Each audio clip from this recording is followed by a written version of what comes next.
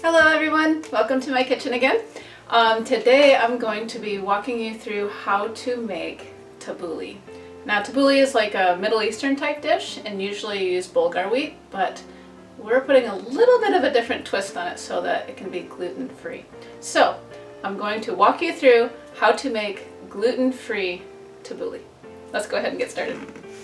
Alright, so we got our bowl. First ingredient is our chopped parsley. So we have our yummy chopped parsley here.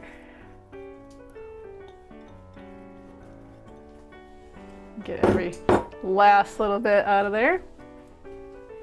Then we have our chopped tomatoes.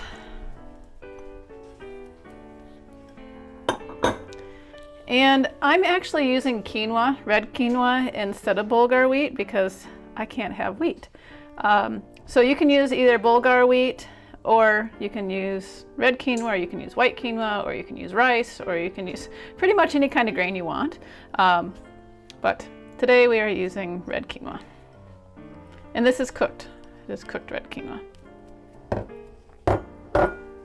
And we have our chopped green onions. We have our lemon juice. Now this is fresh lemon juice. It makes all the world of difference as far as taste goes. Then we have our olive oil. A little bit of olive oil.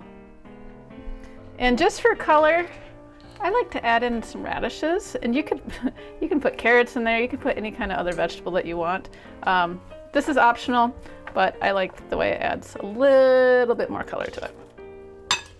So we're just gonna stir that up.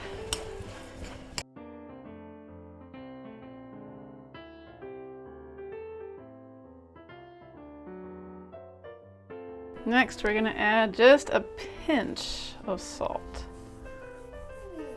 And maybe 2 pinches. Maybe all of it. Okay, so that was just a little less than a teaspoon of salt.